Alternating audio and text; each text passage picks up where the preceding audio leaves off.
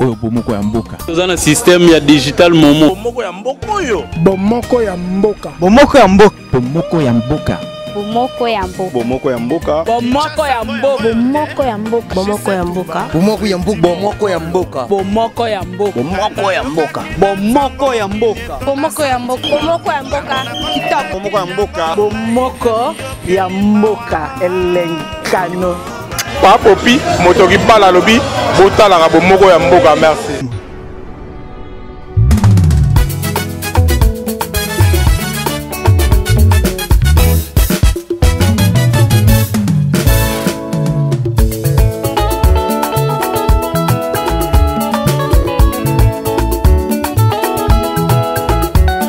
Musungia kokamwa yanga motembeza na yo omona na kateo misala na miso ekongonana omoyinanga bikamwa na yo nzambe yo nde mokeli ya likolo na se osa motema nanga se yo e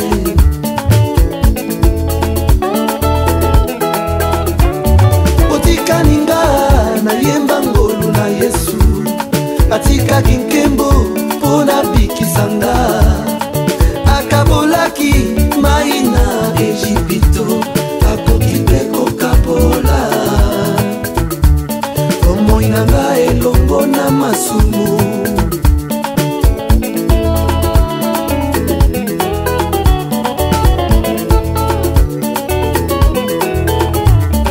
tikete moi ya bomoi na nga elala teo kino na suka na tango mikumba nanga osilisaki yango loboko na yo ebatela na nzela makila na yo ebomba mokano na yo ekokisama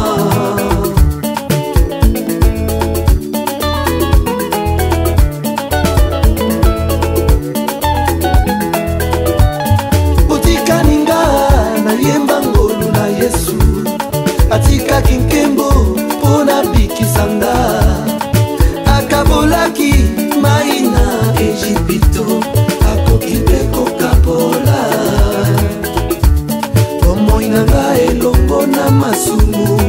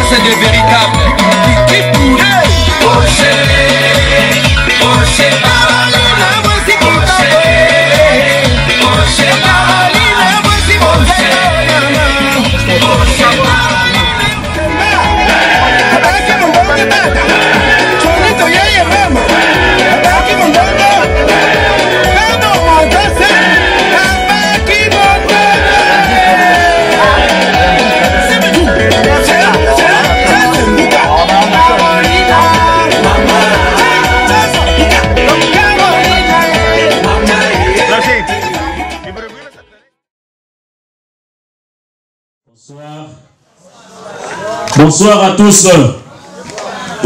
Bonsoir encore assez. Et c'est quoi ça toi exacté? Ce que c'est que vous manifester toujours les 5 mois makati. Parce que pour totaliser 50 ans d'âge, c'est pas donné à tout le monde. Nayango Toligito Banamilolo Nabiso. La fête va bientôt commencer. Mais avant de commencer, tout ce na moko na biso à Téléma na complicité à DJ Nabiso DJ Lizo tout allez que na moko na biso à Téléma moko à Téléma poto yamba la princesse de la soirée maman Mami où il a totalisé 50 ans d'âge et c'est pas donné à tout le monde tout yamba biso nyoso na ba applaudissement na milolo, na mijule, na makino, tout le monde va danser les Razali Gokota.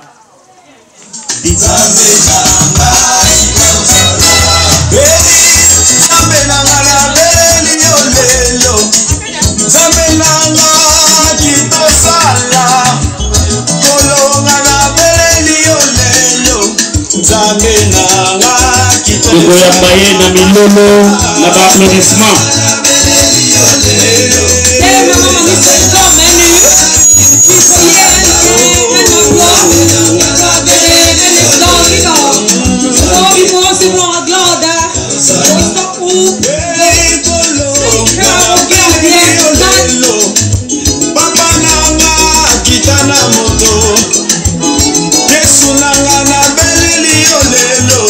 ezala na biso nyonso toyaka ye tosepelisa ye epamba te 50 ans c'est pas donné à tout le monde.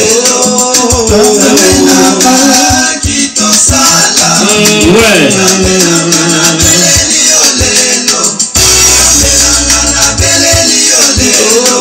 Avec vos applaudissements ntango asali entré na ye biso nyonso toyamba ye na bilolo na maboko biso nyonso tokobetela ye esengo ezala na biso nyonso. Félicitations à Mamami. Félicitations.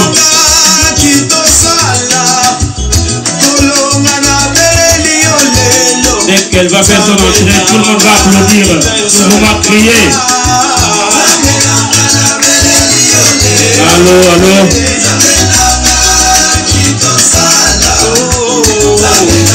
Vos applaudissements s'il vous plaît. Biso nyonso tobeta maboko ntango akoti na kati tobetela ye maboko. Tout le monde va crier. Ouais, elle est là. La princesse de la soirée, la reine de la soirée. Elle est là. 50 ans, c'est pas donné à tout le monde. Ouais. Maman mia, hein. Yeyo, vraiment yeyo. Ah, la reine de la soirée. Voilà comme elle est très belle. Maman mia, hein. 50 ans, c'est pas donné à tout le monde. Allez, applaudissez s'il vous plaît, vos cris de joie. Maman mia, hein.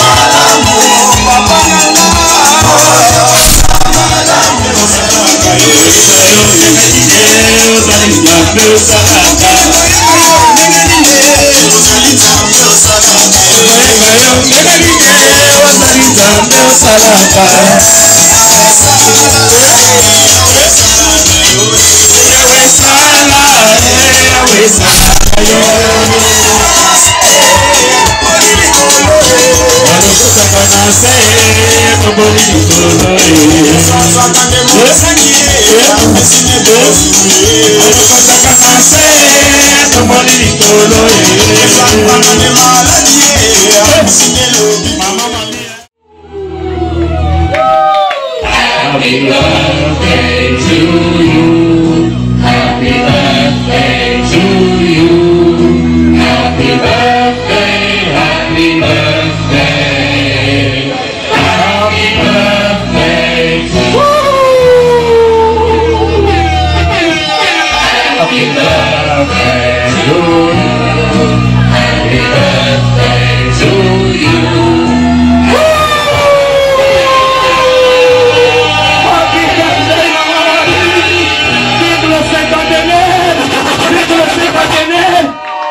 Oh, Mama Mami. Yamohuleva, Yamohuleva, Yamohuleva, Itihundra Geor. Yaviska Huleva, Yaviska Huleva, Yaviska Huleva, Itihundra Geor. Et puis, il fallait lève pour Mamie Dieu. Et puis, hurrah, hurrah, hurrah. Motaba et l'amour, Motaba et l'amour, Motaba et l'amour, Mama Babi. Motaba et l'amour. Bon anniversaire et nos voeux le plus sincère. S'il vous plaît.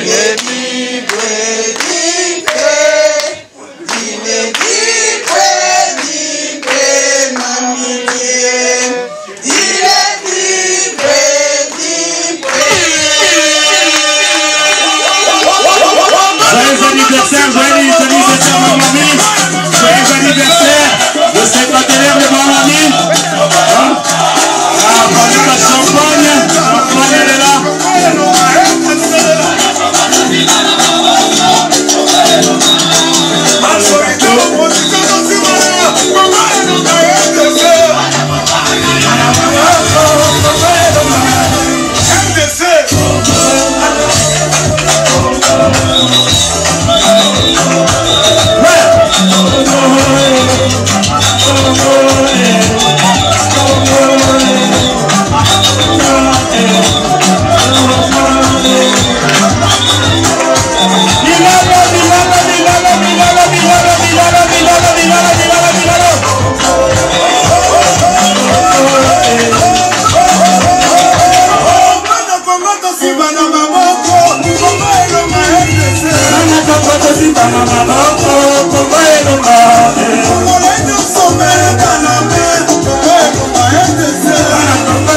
simaka maboko kongo elonga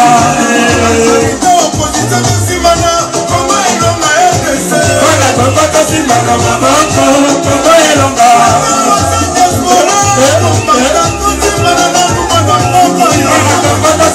maboko kongo elonga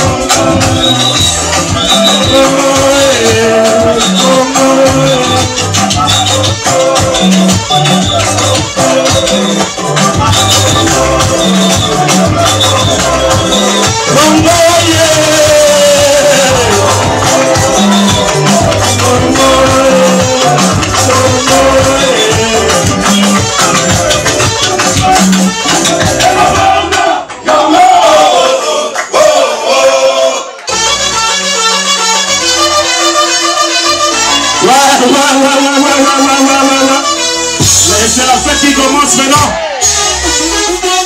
C'est la fête qui commence. C'est la fête qui commence. C'est la fête qui commence maintenant. On va danser, on va boire.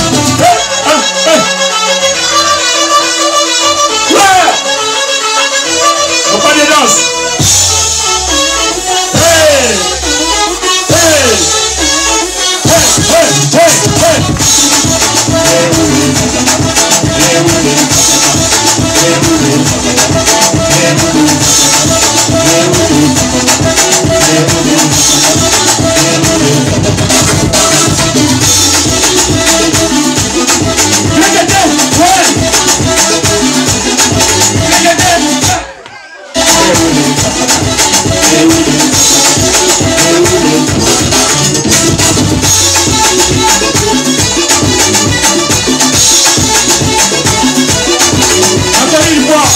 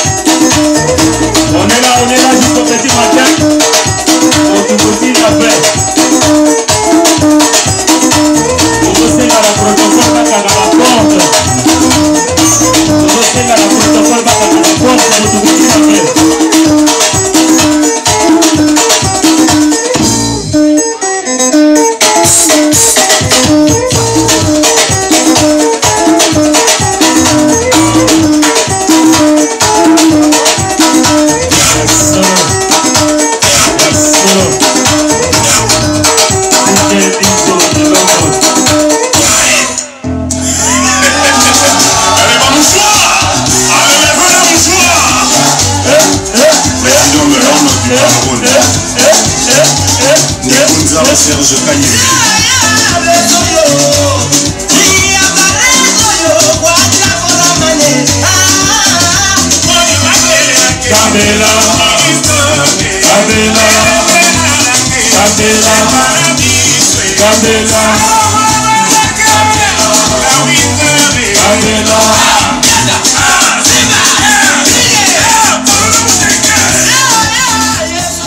Ouais, bonjour, bonsoir. Vous êtes bel et bien à Bomoko ya Mboka, site nabino préféré. Eza maman nabino Pauline, dame ya soirée oyo. Donc maman nabiso mami bola moleke belé. Donc toza na sengo mingi na poka souhaite 50e anniversaire ya maman mami. En tout cas toza na sengo mingi tobini bana balo. Naza vraiment na sengo mingi. Ce qui est à la penza ke bafungola ka motema moto. Neti ke motema ezara linzanza sardine. De peut-être bomoni sengo grandeur et sengo naza nango pona anniversaire ya petite sœur nanga mami. Akokisi 50 ans na ye. Donc esalinga penza sengo et puis na batu bayaki. Donc en tout cas fête eleki kitoko. Na 6 heures. Donc mutunyo swazaki à l'aise, mutunyo swazaki na esengo balé ba meli en tout cas penza te nzamba zwa lokumu et puis na pesi bino susu bomoko ya sita bomoko ya Mboka. Merci, merci vraiment nzamba pambola bino vraiment na musala nde boza ko sala musala kitoko ndenge petite sœur nanga apesa bino donc aza na confiance na bino et puis bino pe boza na confiance na ye ka ndenga uto lobaki botiki misala papa tiki musala na ye en tout cas penza lakisi penza bolingo penza lakisi penza bolingo poso mutaza na bolingo te a osale loko ya salite mais nzamba pambola site na bino et que liboso vraiment Namoni nazasona maloba musosa koloba. Merci maman. Sa maman na biso musosa zali awa. Maman na biso tengi toyo kayo oloba pona. Tout d'abord, je me présente, je suis maman Rebecca. Je rends grâce à Dieu surtout. Mamie, on a grandi ensemble. On a vécu des tas de choses. Et il y a tellement de souvenirs qu'on ne peut pas oublier. On vient de loin, comme elle me dit, on vient de très loin. Mais des moments qu'on a passés ou traversés, il n'y a que Dieu qui permet ça, personne d'autre. Je rends grâce à Dieu surtout pour ces 50 ans. Ce n'est pas tous les jours. Mamie, c'est une personne qui a toujours rassemblé les gens. Elle a un grand cœur. C'est une personne qui transmet la joie. Vraiment, elle transmet la joie naturelle. Vraiment, c'est naturel. Et c'est quelque chose qu'elle est née avec. Donc, pour ça, je demande encore au bon Dieu de se souvenir d'elle dans tous les domaines de sa vie, que vraiment Dieu multiplie et surabonde encore cet amour qu'elle partage avec les autres. Merci pour votre antenne et merci pour la famille, des amis qui sont venus de partout. Donc ça nous fait tellement plaisir. Il y a une joie immense, tellement immense qu'on manque même de mots. Donc tout ce qu'on peut lui dire à mamie, qu'elle reste comme elle est. Dieu sera toujours à ses côtés. Elle a fait de grandes choses. C'est une battante. Elle va toujours continuer à se battre. Elle ne va pas baisser les bras. Et le merveille est devant elle. Première photo que tu as Fidéline, comme maman, mamie, c'est ma sœur. Fidéline na yambinga tang na wuti Hollande. Afin tinga nda kuna ye ba bien chose to kokyo bossa nangote. Afin tinga la mobile nangala mwana nangala semeki nangala ka na ye. Ezale ka chambre na salon. Fidéline a tikeli biso chambre na salon na ye. Fidéline na lala na musala. C'est pour cela na soit na kana ya Fidéline na yebisa ngo tala bossa na mutwana en tout cas na kopesa micro na ndeko nanga Fidéline batebele baomona biso ka lelo tokomi bamama tokomi na bafoyer na biso ekaboli biso mais na motema toza toujours ensemble donc bomoko kaka nde toloba sik biso moko Fidéline aza ndeko na nga azali na nga na makambo ebele ya bien en tout cas nakopesa ye micro mpona nayebana na Fidéline na kati ya ndako ya mama mami na décembre moko oyo nazwaka kado ya liboso na kati ya Swede donc napesi Fidéline micro. Merci na maman Pauline pour akomi maman de nombreux enfants dans des bomoni wana en tout cas minga olobe ezali. Maintenant oloba boye maman Christine alobi maman Rebecca alobi ngana oloba boye tango to oloba ke maman mami bolamu eleki ebele melo na souligner za tango mutazoza azosala bolamu ebele fo bato ya azosalela bolamu wana bazala reconnaissante au moins siko par rapport ya bolamu nae oyo ye asalela biso pa continue osalela biso nde sangisi biso awa po toza pe bato o toza ba reconnaissante so tozala ngo te tenga pe tozala awa te. Donc en tout cas nzambe akoba na ko pambola mama mami nzambe azongisela lisusu ya ebele a continuer ka kozala ye nde mama Rebecca lobi a continuer oza mutu moko asangisaka moni c'est moi je crois que c'est inné mais quelque part tellement on a vécu to vanda nanga comme maman na mwana donc ezape ba makambo susu onga Fidéline lelo na aplikaka on azwa epai na ye. C'est pour cela jamais habité tous abattu mukili mais na mone loko nini oyeko ya kokabola ngai na mama mamite. En tout cas c'est une femme que j'aime bien, c'est une femme qui a toujours été là pour moi après ça ba conseil à malamu maman moko kande ba maman balobi c'est une soldate dans azamutu moko on est stark on est moody moni tango peza na mwana moka lobaki ke ba makamususu oye eleka na vine mona basi mususu auto batu musu mona mutu a se laisser faire mona mutu peut-être comme mais ça n'a pas été le cas avec elle on a yebié très bien malgré musica malgré Léo Stockholm malgré Léo Fidéline à cause na Belgique mais je connais qui est mamie du Congolo na yebié bien. Donc tokumisi nzambe topesi merci mingi pona 50 ans na ye po ebele pe babota mana ye bakokisi pe 50 ans na te donc to moto zwango ka pamba bote po 50 ezebele vraiment donc c'est une grâce énorme au nzambe à salelier et puis regardez les enfants, les études, à Longolisi, na Angleterre, na France, na Belgique, c'est pas pour rien. C'est parce qu'on reconnaît quelque chose en elle.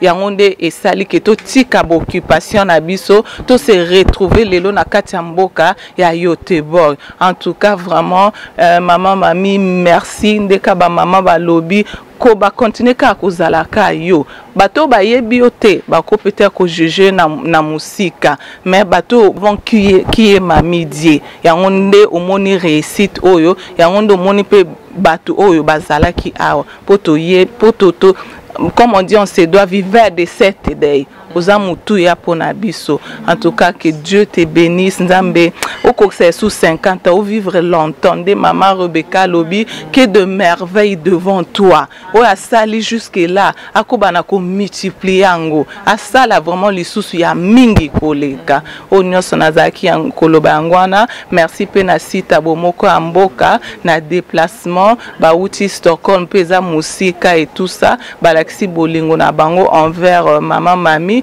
na kwa ko filmer ko zwabilili ya bien nzambe apambola bino musala na bino ekende liboso. Merci. Merci beaucoup na maman Fidéline, c'est ma sœur. Ma sœur oh nzamba pesa ngai ndela maman mami donc maman magmi pe merci mingi biso le longa se naza lelo mama ya bana 10 eza pona maman mami bana naza na bana lelo 10 4 baza bana oyo baza biologique te on a adopté 6 baza bana nzambe apesi ngai donc nakomisi nzambe mingi nyonso to wana eza grâce ya mama mami ndeko na nga pafai na pembeni Fideline se lelo aza yaya baleki ebele ala mboko eza mpona mama mami tolanda toujours lokolo ya mama mami en tout cas ngai Pauline na osenga mama mami ezalaka na motema nzambe apesi ye wana yango wana mpe apartage na biso tozomeka tozokoka te me tozomeka kosala yango en tout cas ozala toujours na motema monene nzambe apesi yo epuis nzambe abakiselo mikolo ebele lisusu na vie na toza na posa na yo donc yango wana kaka nalingi naloba touti mosika tolonge mobali na nga atiki mosala na ye parce que nalobaki mama mami tokozanga te papa alobi mama mami tokozanga te abomi mosala ne todeplace toyeti na mboka yete bor mpona mama mami en tout cas aza mama na biso apartage ya bien mpona biso apesi biso exemple ya bien yango wana exemple toujours toza kolanda en tout cas nasepeli mingi napesi bon anniversaire lisusu donc nzambe apesela biso ye mikolo ebele toya ofete lisusu satana ya mboka yete bor donc c'est ça. En tout cas, ouais. Na sepeli mingi. Maman kulusu dangai. Na ebene na kata mama mami. Oyo bomoko ya mboka. Toza na système ya digital momo. Bomoko ya mboka oyo. Bomoko ya mboka. Bomoko ya mboka. Bomoko ya mboka. Bomoko ya mboka. Bomoko ya mboka. Bomoko ya mboka. Bomoko ya mboka. Bomoko ya mboka. Bomoko ya mboka. Bomoko ya mboka. Bomoko ya mboka. Bomoko ya mboka. Bomoko ya mboka. Bomoko ya mboka. Bomoko ya mboka. Kitoko. Bomoko ya mboka. Bomoko ya mboka elenkano. Papopi motoki bala lobi botalaka bomoko ya mboka merci.